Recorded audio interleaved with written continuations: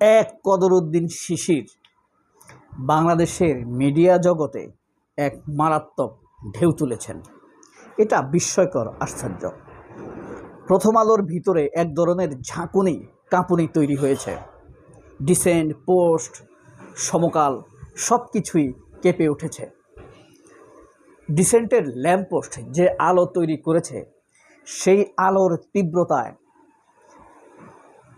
মুখোশ খুলে গিয়ে ভিতরের কঙ্কাল দেখা যাচ্ছে। সেই কঙ্কালের প্রথম আলোর মতিউর রহমান, আনিসুল হকদের নোংরামি, দ্য পোস্টের আরিফুর রহমানের বা আরিফুজ্জামানের কীট পতঙ্গের কিলবিল,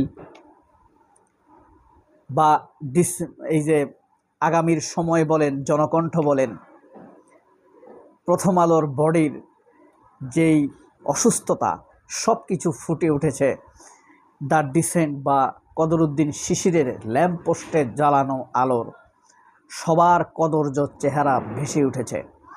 বাংলাদেশে যারা সংবাদপত্রের গতি, প্রকৃতি এবং চরিত্র নিয়ে ভাবে, তাদের মধ্যে প্রথম হলো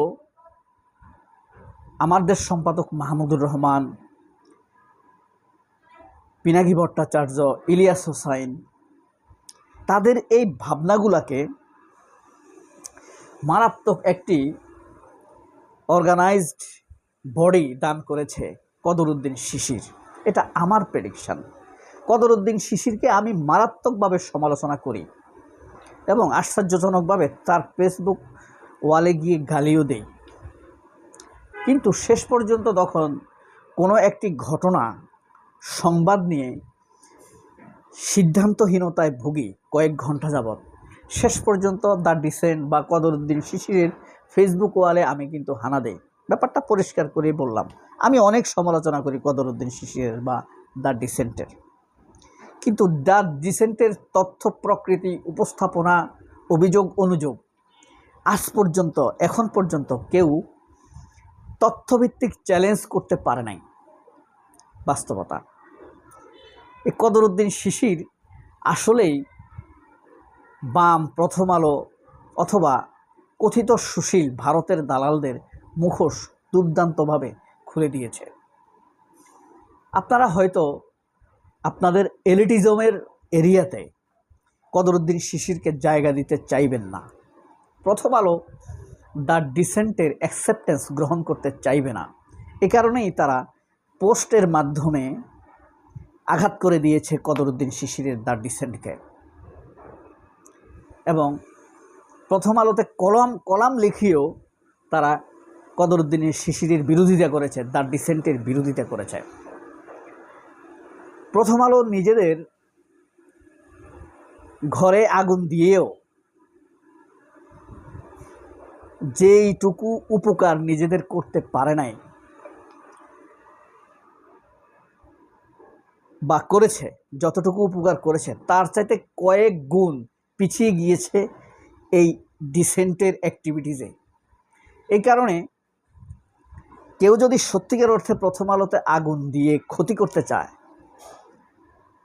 তা না করে একটি ডিসেন্ট, একজন কদরুদ্দিন শিশির এই মিথ্যা শক্তিকে রুখে দেওয়ার জন্য অনেক শক্তিশালী।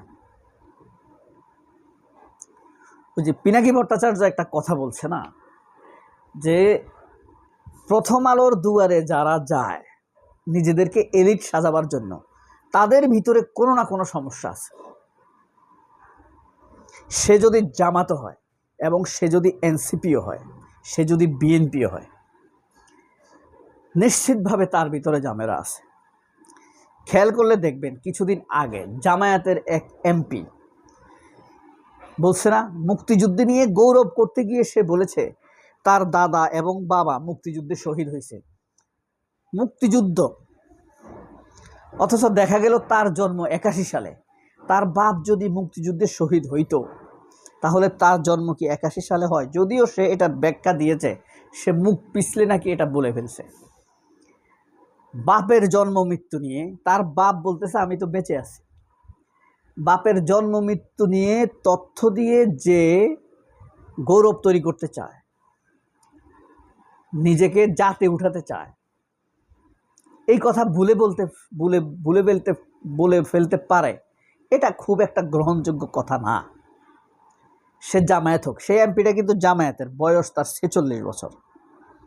এখন কথা হলো, এই যে যাকেই দেখবেন আপনি মুক্তিযুদ্ধ নিয়ে টেন্ডারি করে, মুক্তিযুদ্ধ বেচতে চায়, মুক্তিযুদ্ধকে ব্যবহার করে যাতে উঠতে চায়, তার মধ্যেই দেখবেন ঝামেলা আছে। সে জামায়াত হোক, ফজু পাগলা হোক, তোফায়েল হোক, ভিতরে দেখবেন যে ঝামেলা। একটু ঘাঁটলেই হলো। কারণ জিনিসটি দাঁড়িয়ে আছে সম্পূর্ণ মিথ্যার উপরে। তাদের প্রথম হাসি মুখে শহীদের কথা বলতে এই পৃথিবীতে শুনেছেন, কিন্তু বাংলাদেশের মুক্তিযুদ্ধে নিয়ে যারা কথা বলে তারা দেখবেন শহীদের কথা হেসে বলে। 30 লক্ষ শহীদের বিনিময়ে একটা ডাহা মিথ্যা কথা দিয়েই তারা তাদের মুক্তিযুদ্ধের বয়ানটা শুরু করে। 2 লক্ষ মা বোনের ইজ্জতের বিনিময়ে। কোনোটারই তালিকা নাই, কোনো মৃত্যুর তালিকা নাই, কোনো বীরাঙ্গনার সঠিক তালিকা নাই। আপনি খুঁজলে বাংলাদেশের শপাঁচেক বীরাঙ্গনা পাবেন কিনা মারাত্মকভাবে সন্দেহ রয়েছে। সেখানে 2 লক্ষের কথা বলে 54 বছর যাবৎ আমাদের উপরে এক মিথ্যা চাপিয়ে দিয়ে রেখেছে এই দালালেরা। তো এই কদরউদ্দিন শিশির এই মিথ্যাচারগুলোই ঢেকে দিয়েছেন। কদরউদ্দিন শিশিরের সাথে আপনার পিনাকি ভট্টাচার্যের এক ধরনের বিরোধ আছে, ইলিয়াস হোসেনের বিরোধ আছে, কিন্তু কদরউদ্দিন শিশিরকে আপনি ইথিক্যালি চ্যালেঞ্জ করা কঠিন। পিনাকি ভট্টাচার্যকে কেউ ইথিক্যালি চ্যালেঞ্জ করতে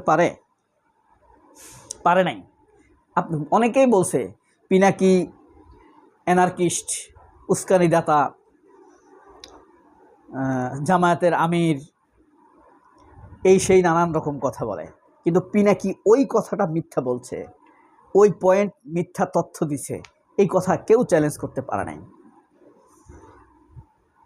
কেউ পারে নাই। আপনি শাহেদ বলেন, আনিস আলমগীর বলেন, সব পিনাকির তথ্যের সামনে পাগল ছাগল, চ্যালেঞ্জ করতে পারে নাই। আবার ইলিয়াস হোসেনেরও কোনো তথ্য কেউ চ্যালেঞ্জ করতে পারে নাই। আমি তো মনে করি ইলিয়াস হোসেন আরও এগিয়ে। ইলিয়াস হোসেন 5 বছর আগে যা বলে অন্যরা 5 বছর পরে তা বলে। মনে আছে 2018 সালে, এখন থেকে 8 বছর আগে পিনাকি ভট্টাচার্য ইসকনের কথা বলেছিল এটা সন্ত্রাসী। তখন তাকে নানান জনে নানান কথা বলেছে, কিন্তু শেষ পর্যন্ত প্রমাণিত হয়েছে Pinaki Bhattacharya, Ilias Hossain was right position. তো তাদের মতো পার্থক্য থাকলেও কদরউদ্দিন শিশির আসলে প্রথম আলোকে যেভাবে কাঁপিয়ে দিয়েছে সেটা সবাইকে ছাড়িয়ে গিয়েছে। ইলিয়াসকেও ছাড়িয়ে গিয়েছে, পিনাকিকেও ছাড়িয়ে গিয়েছে।